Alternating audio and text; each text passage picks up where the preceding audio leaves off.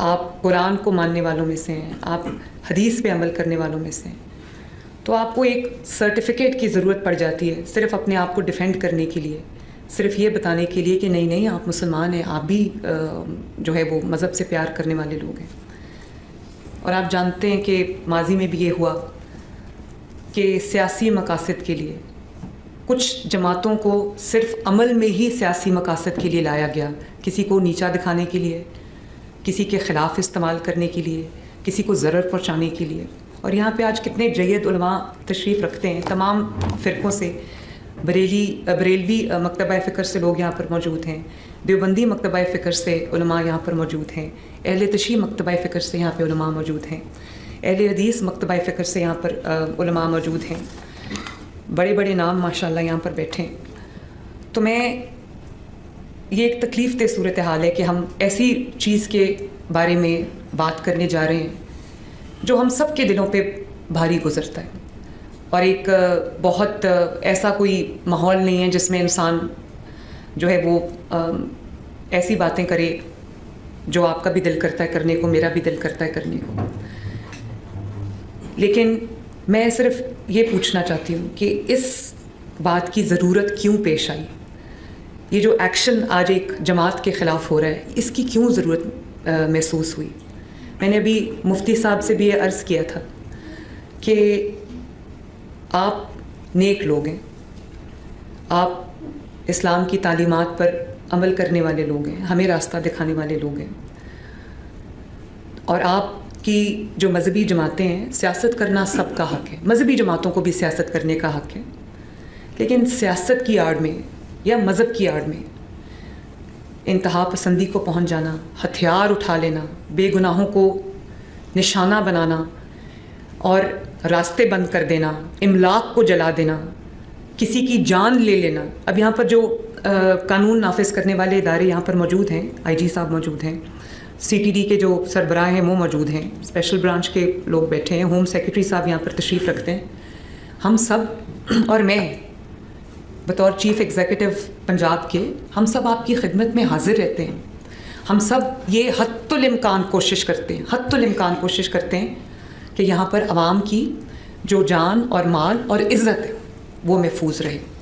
میں پوری کوشش کرتی ہوں صبح دوپہر شام کہ کوئی جو روزمرہ کی زندگی ہے اس میں کوئی خلل نہ آئے, اس میں کوئی رکاوٹ نہ آئے, لوگوں کو اپنے روزگار پہ آنے جانے کے لیے, اپنی درسگاہوں میں آنے جانے کے لیے, اپنے جو روزمرہ کے جو معاملات ہیں, چاہے کسی نے ہسپتال جانا ہو, کسی نے اسکول جانا ہو, کسی نے اپنے کام کے لیے جانا ہو, یا کسی بھی مقصد کے لیے کوئی اگر اپنے گھر سے باہر نکلتا ہے تو اس کو کسی تکلیف کا سامنا نہ کرنا پڑے. دن سے ہم چیخ رہے ہیں, یہ تو ایف اے ٹی ایف کی بابرکت تلوار تو بعد میں آئی ہے, تو تب انہیں نان اسٹیک ایکٹر کے حوالے سے شر کلیئر ہوا ہے. ادروائز میری آپ 2012-13 کی ویڈیوز یوٹیوب کے اوپر اپلوڈڈ ہے, میں اس وقت بھی چیخ رہا تھا یہ تمہارے گاٹے فٹ ہوں گے, یہ جو تم لوگ پال رہے ہو نا تمہارے گاٹے بھی فٹ ہوں گے, ہمارے گاٹے تو فٹ ہوئے میں.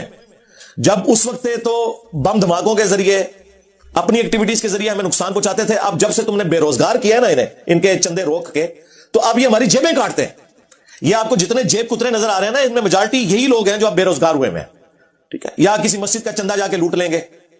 میں تو جہادی تنظیموں کے لوگوں کو جانتا ہوں کہ جنہوں نے وقتی طور پہ اپنے نام پہ کوئی چیزیں کی بھی تھی نا, جیسے یہ جہادی تنظیموں کے اوپر پابندی لگی وہ اپنے استعمال میں لے آئے ان چیزوں کو. کسی کے پاس پلاٹ تھا نا مسجد کا, وہ بیچ کے کھا گیا. تو آپ کو پتا چل گیا کہ یہ کون سی اسلام کی خدمت ہو رہی تھی. اور اندازہ کریں آج تک چندہ بکس لے کے پھر رہے ہیں. ان سے پوچھیں چندہ کہاں لے کے جا رہے ہو, وہ خود کھاتے ہیں. وہ کہتے ہیں ہم بے روزگار ہوئے ہیں, ہماری تنخواہ نہیں دینی. بھائی تنخواہ تو آپ کو دی تھی ایک کام کی, ہم تو اس کام کے ساتھ بھی ایگری نہیں کرتے تھے. وہ الگ سے میرا اس پہ کئی ایک ویڈیوز ریکارڈڈ ہے.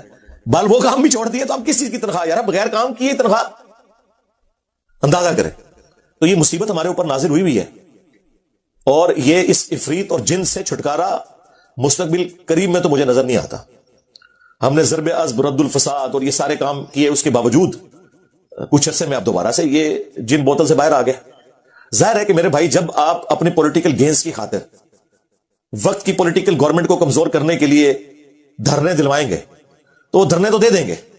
وہ تو بےچارے اپنی کاز میں مخلص ہوں گے, آپ انہیں یوز کر رہے ہوں گے اور اپنا مقصد بھی ان سے پورا کر رہے ہوں گے. لیکن کل کو جب وہ واپس جائیں گے نا تو وہ آپ کے قابو سے بھی باہر نکل جائیں گے. یہی وجہ ہے کہ اس سے اگلی جب حکومت آئی اس کے اوپر بھی وہ دھرنے نازل ہو گئے. کیوں ہوئے؟ ظاہر ہے جب آپ کسی کو پالتے ہیں, ان کو سپورٹ کرتے ہیں, پھر وہ اس وقت بھی آ جاتے ہیں جب آپ نہیں چاہتے کہ اب نہ آئیں گے. وہ کہتے ہیں تو ہم ڈیسائیڈ کریں گے. کراچی میں آپ دیکھ لیں, ایک لسانی بنیاد پہ بنی ہوئی جماعت اتنا بڑا افریت بن گئی تھی, پھر ہماری ریاستی اداروں کی قربانیوں کے بعد وہ کسی حد تک جن قابو آیا. پھر بعد میں پھر عوام سے یہ کہنا کہ جی ہم لوگ قربانیاں دے رہے ہیں اسٹیٹ کے ادارے, تو قربانیاں اس لیے دے رہے ہیں کہ آپ کے بڑوں کا یہ خبیث پودا جو لگاتے تھے نا آپ لوگ, وہ آپ ہی کو کاٹنا ہے, یہ ہم نے نہیں لگایا ہوا پودا. جی ہاں, ضیاء الحق ڈکٹیٹر کے دور کے اندر سعودیہ اور ایران کی پراکسی وار ہمارے ملک میں جو آئی ہے, جس کی ہیٹ آج تک ہم محسوس کر رہے ہیں, ہمارے ٹوائلٹس کے اندر ایک دوسرے کو کافر کہنے کے نعرے لکھے گئے, تو یہ آپ کے بڑوں نے کیا تھا. اس کے بعد وہ آپ کا ہی بڑا تھا جس نے امریکہ کی جنگ کو یہاں پہ جو ہے وہ نازل کر دیا, پرویز مشرف. ڈیسیژن تو اس کا تھا نا. ہاں, تکلیف ساری پاکستانی قوم کو کاٹنی پڑی, اور آج ہماری اکانومی کہاں پہ گری ہے. آج ہر مسلمان دوسرے مسلمان سے ڈرتا ہے ادھر. تو وہ سارے کے سارے پودے آپ کے بڑوں کے لگائے ہوئے ہیں. لہذا اب صرف ایک اناؤنسمنٹ کرنے سے کہ جی ہم اے پولیٹیکل ہو گئے ہیں, یا ایک پریس کانفرنس کر لینے سے, یا آئے دن اپنے جو من پسند قسم کے صحافی ہیں ان سے مختلف انٹرویوز دلوانے سے, اگر کوئی یہ سمجھتا ہے نا کہ یہ معاملات سیٹل ہو جائیں گے, نہیں, یہ گراس روٹ لیول کے اوپر چینج چاہیے. اچھا, باقی لوگ تو رونا روتے ہیں نا, وہ کہتے ہیں جی سولوشن بتائیں, سارے رونے ہی روتے رہتے ہیں. جی ہم سولوشن بتا رہے ہیں. سولوشن یہ ہے کاؤنٹر نیریٹو لانچ کریں, اور یہ کاؤنٹر نیریٹو 1800 علماء کا وہ پیغام پاکستان لکھنا کوئی کافی نہیں ہے, اس سے کوئی فرق نہیں پڑنا. وہ کوئی نہیں پڑھتا نہ اس کو کوئی مانتا ہے. یہ ان علماء کو آپ نے پبلکلی پروڈیوس کر کے سوشل میڈیا کے اوپر, مین میڈیا کے اوپر ان سے بیانات دلوانے ہیں ویڈیوز میں, جن کی یہ جائز اولادیں ہیں. وہ کبھی بھی آگے بیان نہیں دیتے, کبھی کنڈیم نہیں کرتے. ان کے پاس ایک وہ شریف آدمی طارق جمیل رہ گیا, ایک وہ دوسرا شریف آدمی مفتی منیب الرحمان, تیسرا مفتی تقی عثمانی, اور ایک امین شہیدی. یہ کچھ 4-5 شرفاء انہوں نے ہر موقع پہ رکھے ہوئے ہیں, یہ آ کے بیان دیتے ہیں. سرکار ان کے بیانات کو کون مانتا ہے؟ وہ تو ان کو اپنا بڑا ماننے کے لیے بھی تیار نہیں ہے. بھائی جنہوں نے یہ تنظیمیں بنائی ہیں, جو ان کے سربراہ ہیں, ان کو لانچ کریں, وہ آگے سامنے بیان دیں. جب تک وہ نہیں یہ کہیں گے تو یہ ایک ٹکٹ میں 2 مزے کرتے رہیں گے. یقین کریں کہ اوپر سے یہ لوگ باتیں کرتے ہیں, اندر خانے یہ لوگ جا کے مبارک باتیں دیتے ہیں. یہ سیالکوٹ انسیڈنٹ جو ہوا تھا نا, وہ جو سینکڑوں لوگ پکڑے ہوئے تھے نا, تو وہ تھانے کے اندر روزانہ انہوں نے محفل میلاد سجائی ہوتی تھی. وہاں کے وکیل مجھے بتا رہے تھے کہ وہ یار تھانے والے بھی پریشان ہے کہ انکل لوگ کو یار پکڑ کے لے آئے ہیں کہ ہم نہ گناہگار ہو رہے ہوں. پورا دن تلاوت اور راتوں کی آواز آتی رہتی ہے. یہ حالت ہے.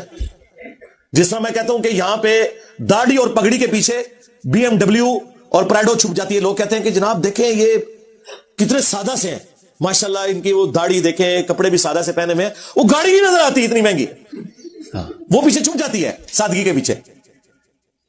اور یہ لوگ اس طریقے سے ایکٹیویٹیز پرفارم کر کے وہ ان کو ہمارے باتیں دینے بھی جاتے ہیں. لوگ ان کے گھروں کو بھی جا کے گھر والوں کو بھی تسلیاں دیتے ہیں جی خیر ہے.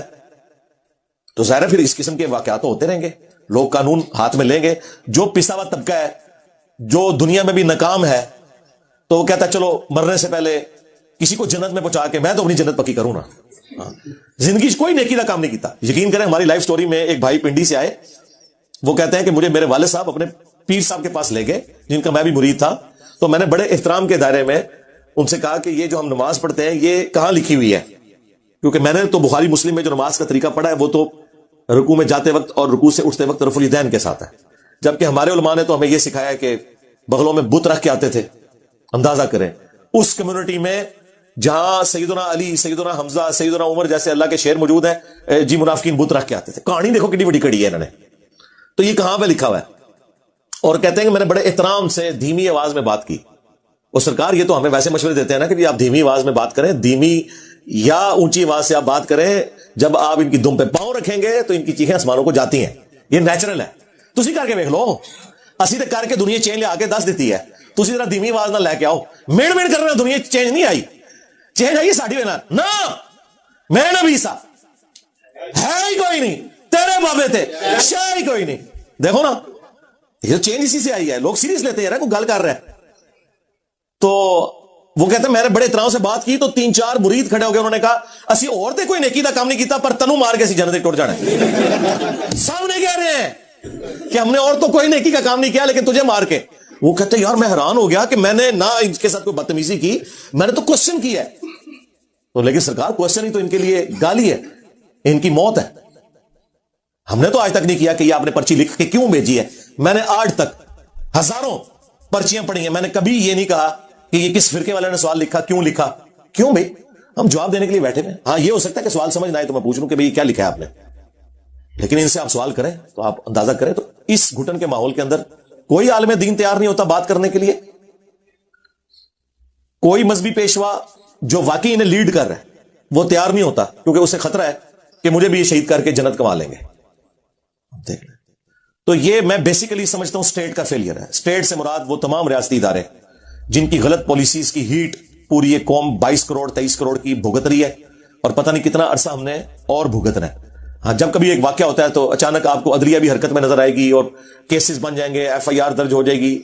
الٹیمیٹلی کبھی میڈیا میں وہ ٹاپک ڈسکس ہی نہیں ہوتا. اور بھائی اس طرح کے ٹاپکس بار بار میڈیا میں ڈسکس ہونے چاہیے کہ اب یہ